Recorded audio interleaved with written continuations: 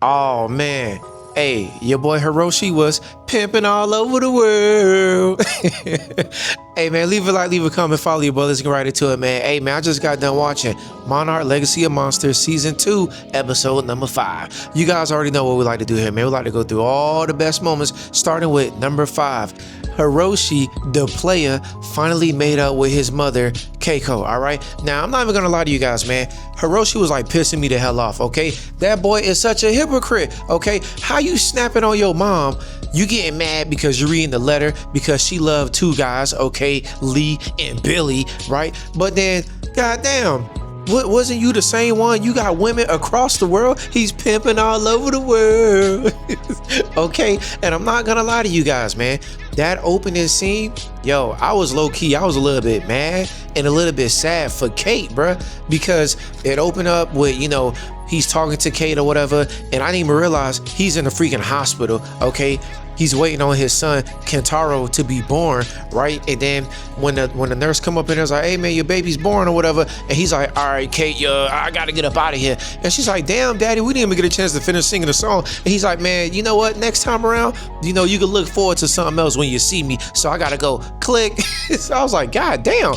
So it's crazy that this man was living dual lives, you feel me? And then he's getting mad at his mama Keiko for loving 2 guys. Like, shit is crazy, bro. Make it make sense. But I'm happy at the fact that they finally had that one-on-one conversation.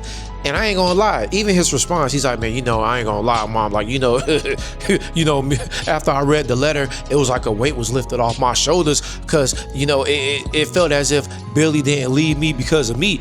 He left me because of your ass. And, you know, I kind of feel okay about that. I ain't gonna lie, I was not feeling his ass in this episode, okay? He's a very selfish person. Even the other flashback, right? When he pulled up, I guess to see Kate, and he's like, man, I ain't see my family in a whole freaking month. And Tim calling him, boosting his head up, yo, man, we found Billy's stuff, bro. Like, come on, like, don't you want to see it? Like, come on, bro. Like, you need to pull up right now, ASAP. And he's like, you know what? I'm on my way. What Iceberg Billion say, I'm on my way. So it's like, damn, bro, like, I ain't gonna lie, he was a crappy dad. I'm just gonna keep it a buck with you guys. If I'm Kate, I see why Kate was so pissed off and so angry with him for so long, because look at the shit he did. I mean, he literally was not there. He really wasn't. Moment number 4, hands down, gotta go to your boy Jason, the Apex guy. He done snuck off with some very, very valuable information. I want to know what the hell was inside of that briefcase, okay? So when Titan X went to demolishing everything, tearing shit up, and your girl Brenda was looking all like just she don't know what to do with herself. Like, you know, she reminds me of like a captain of like a pirate ship. When a pirate ship's going down and they be like, man, I'm gonna stay here with my ship, and she's just like standing there and she's like, we need to evacuate. But yet she wasn't the one evacuating. May had to go grab her, like, girl, you not gonna sink with this ship. And you just see Jason, he kind of snuck off and he grabbed something. I really want to know what that is, because obviously we know Apex was still around during the movies. And also too, low-key, did y'all see that little connection when Brenda was on the phone with Walter? Isn't that the same Walter that got killed by Mega Godzilla in the Godzilla vs. Kong movie? I don't know, I'm just throwing that out there. You guys can let me know on that, but I kind of love the connection because it is dealing with Apex. But yeah, I thought it was kind of crazy. I want to know what the hell he took off with. Moment number 3, yo, I talked about this in the last video.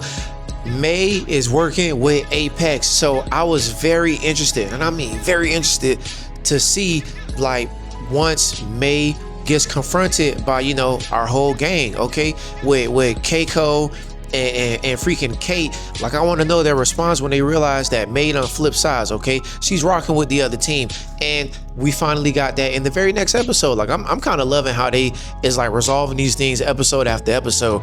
But the fact, you know, Shaw was like, yo, May, yo, come, yo, get up over here, man, come over here, right? And then they're like, yo, like, what are you doing working for the ops? And she's like, man, look, we're doing something monumental. We could change the world. We're gonna control Titans. And Kate like, yo, what are you talking about? And she's like, yo, are you delusional? And she's like, yo, y'all need to get up out of here if I'm a snitch on y'all, all right? They know that y'all here, and don't make me make Apex come get y'all ass, okay? So y'all need to leave, because what we doing, we changing the world. I don't know what y'all doing. Y'all gonna get hurt, okay? And I just love that, because even Keiko wasn't feeling it. She's like, yo, this is barbaric. And Kate looked so mad, bruh. Kate looked very angry, okay? I mean, honestly, this whole freaking season, it seemed like Kate has been letting May down, because every time Kate was, all depressed and like, oh, it's my fault, I'll release Titan X. And when May pulled up and was trying to comfort her, and Kate was only thinking about herself, and May like, yo, this ain't about you, and she dipped down on her. And then as you see, it looked like May only really blew up on Kate. Like, she didn't really address what Keiko said. She only went after Kate.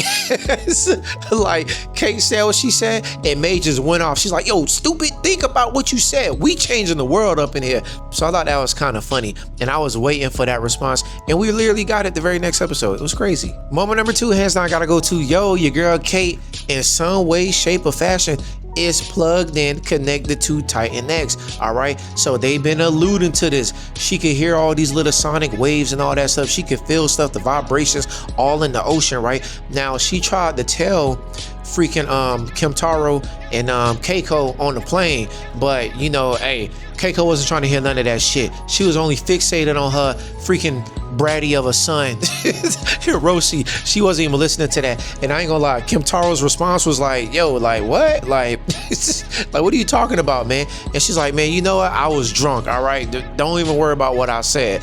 But now you can tell that, okay, like, she can actually, I'm guessing, telepathically communicate with Titan X, because when Titan X pulled up, he wasn't mad, he wasn't pissed off. It looked like damn that they was talking to one another, okay? And she was getting closer to him, and Titan X all up in her face. They all looking in each other's eyes and all that stuff. I don't know what they was doing, but I guess they was communicating, all right? But it only seemed as if Hiroshi was the only one that noticed all of that, because when he pulled up, he's like, yo, get away from Titan X. But when he was holding her, and he kind of looking like, damn, like, hold on, like, what's going on with all of this here? It seemed as if he was the only one that visually saw that. Now, the rest of the game, they didn't see that. Now, I'm gonna be very interested to see how long it's gonna take freaking Kate to like let everybody know, like, yo, I think I can communicate with this thing, like yo, stand by me. I'm gonna talk to Titan X. I'm gonna let Titan X know, don't tear up and vandalize stuff, okay? Titan X is on my side. So I'm very interested to see when we're gonna get that, and also too, will Apex notice that? Because I don't think they noticed what was really going on when they was trying to mind control freaking Titan X. I don't think they realized what was going on with Titan X and Kate. So that's gonna be very interesting, very interesting. And moment number 1, hands down, obviously goes to freaking Hiroshi's death.